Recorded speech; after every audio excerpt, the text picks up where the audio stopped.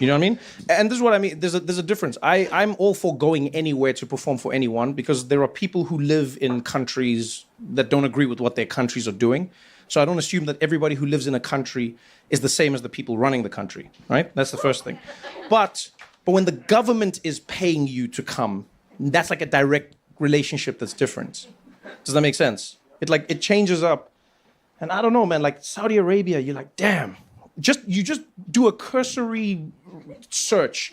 You don't even have to like dig deep. You don't have to go do your research or just the things that Saudi Arabia does. You know what I mean? Like you see all the comedians who went, like Dave Chappelle, Kevin Hart, Bill Burr, Louis C.K. Like it was like a whole bunch. Aziz Ansari. You know what I mean? I'm friends with all of these guys. Like I'm just like, but they went to Saudi, and I'm like, if you search Saudi, you see the things that happen there, right? Government is on some like almost dictator level shit, right? Like you say the wrong thing, you get disappeared in a moment. Like it's just like 1 minute your family knows where you are and then they don't. Women like don't have control over their own bodies. You know, free speech is limited. Violence is the order of the day. I don't know, man. I don't think I'd ever perform in Saudi Arabia. I would only perform in the United States.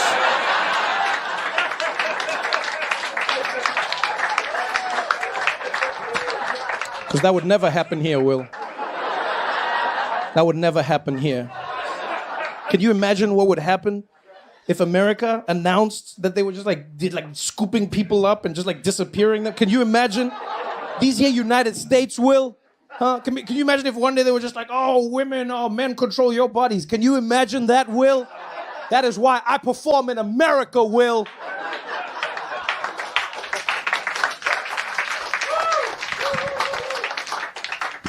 I don't judge anybody, to be honest with you, especially in these types of things. Because I think, number one, everyone has a number. Number two, people like to judge depending on the position that they're in.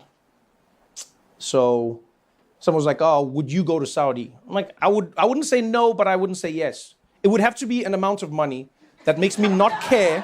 No, I'm being honest with you. It would have to be an amount of money that makes me not care about everything else that I'm going to lose. That's the honest truth.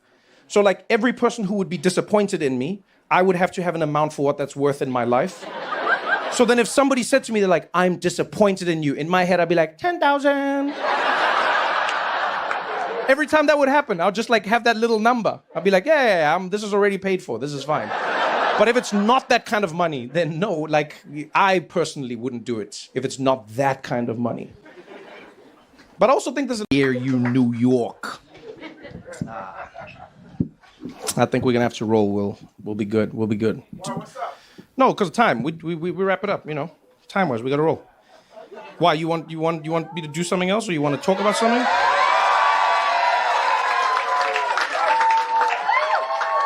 I always pick on you, so what's on your mind? What do you want to talk about? I'm not sure if you heard, so there's a bunch of comics that went to Saudi Arabia and did the comic and there's some comics talking shit, and there's other comics like, well, I gotta get this money, you know what I'm saying? Weren't you one of the comics who went to Saudi Arabia? Oh, man. Yeah, it was a whole... How many was it in the end? Was it like 50 or did it start as 50 and then... Yeah. It was huge though, right? It was Saudi Arabia's first comedy festival, I think, the Riyadh Comedy Festival. And they had a bunch of comedians go out there. It's been all over the news. See people arguing about it on TikTok. It's like, let me tell you what I think about what's happening. I don't know. It's an interesting one. I'll start with this. Like, when you know what Saudi Arabia is all about, it's weird to go to a comedy festival that is paid for by Saudi Arabia. Other way around, in the direction that they're going. I've never been pro Mohammed bin Salman and, you know, it's like whatever. I just do think sometimes there's a little bit of like Western, you know, superiority. Like they'll be like, he had a man killed. One man? One man? Yo, every American president, you know how many people have been killed by America with no due process at all? Just like you're just driving and then all of a sudden a drone is just like, hello. Everyone, doesn't matter which president. I'm not even Republican, Democrat, does not matter. Doesn't matter. You'd be like, oh, George Bush did that. Yeah, so did Obama. He was like, bye-bye.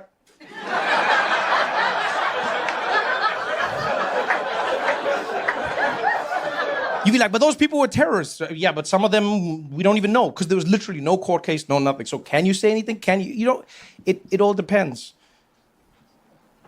So I think they might be going in the right direction. Again, I'm not saying that it's good. I'm just saying they might be going in the right direction. Because one of the first things you lose, funny enough, in an authoritarian regime is comedy. It's a crazy trend that you can follow throughout time. Go to Russia, South Africa, right? When I was growing up, until I was 6 years old, maybe even like closer to 10, free speech wasn't a thing. You couldn't just say whatever you wanted. There was no stand-up comedy in South Africa. It was because you'd go to jail, right? The few white comedians who dared to say something about the government went to jail. Black comedians, you couldn't even do that. There was a rule in the country. 3 or more people were gathered. They considered that a political event, and then you were just arrested.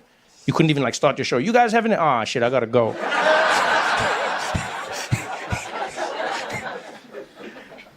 But like, it's actually interesting how that's the first thing that goes in a country, you know, is the comedy. Vladimir Putin, one of the first things he did when he came to power was he shut down a puppet show that was very popular in Russia and Eastern Europe that used to poke fun at world leaders. And one of the first things he did was he had that show and the whole station shut down. Because comedy has this weird thing about it, man. I don't know. And I don't like to inflate it because it's supposed to be goofy. It's supposed to be stupid, right? But that stupidity butts up against the terror that you're often feeling with an authoritarian. You know what I mean? It's like Charlie Chaplin.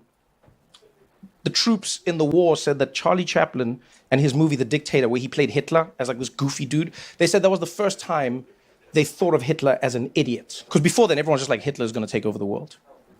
You couldn't do anything to Hitler. And then they saw that movie and they were like, oh, this guy's goofy. That mustache is kind of weird. And that literally gave people hope. They were like, oh, if we can laugh at that thing, then maybe we can beat it. So in a weird way, I almost feel like Saudi's moving in the right direction. I'm not saying they're there yet, but they're moving in the right direction. You're having all the comedians. People are like, oh, but you can't say this about the royal family. Yeah, okay, fine. But you're still moving in the right direction. They used to have comedy shows where men and women were separated, and now the audiences are mixed from what they were, right? Yeah, audiences are mixed from what I understand. So again, not perfect, but a little bit of like, I don't know. I'm so conflicted on this. Because look, on the one hand, I get what people are saying. Some people are like, oh, it's comedy washing and the sports washing. And, you know, they're trying to get people to come in to launder their image. And I go, but is it laundering their image? Because there's a lot of people who didn't really follow Saudi or care about it that now know about what Saudi is doing because these people went there. And I argue sometimes it's the people going there that makes you now go like, where are you going? What's happening there? What are you doing there? And it's like, now Saudi's like, we had just snuck away. We were playing golf. We were enjoying ourselves. It is also crazy how like comedians will take the most smoke in the day and age that we live in, right? Like the president of the United States goes to Saudi, dances with them. People just like, yeah, you got to do what you got to do, you know? You got to make fun. You got to get your allies. Live golf, Saudi, huh? Best golfers in the world. Formula One goes to Saudi. You name it. Everyone goes, comedians. How could they? You're like the bastions of free speech. You cannot say anything you want in Saudi. How could you go there? That's a very American point of view. I'm going to let you know now, right? And it is a privilege. You should keep that point of view, but it's a very American one. Because in many countries around the world, you can't just say whatever you want when you're performing or when you're there.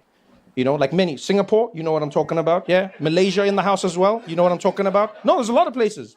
Even when I was in India, we were doing shows. You and I were in India, and this is not like a law. I'm not saying this is a law, but when we were in India, people would come up to me and they're like, so Trevor, are you going to make jokes about Modi? I'd be like, Narendra Modi, the Prime Minister? They're like, yes, are you going to make jokes about him? And I'd be like, I mean, if I see something funny, they're like, okay. Then I'm like, why? Should I not make jokes? They're like, no, you can make jokes about Modi. You can. Then we're going to see what happens afterwards.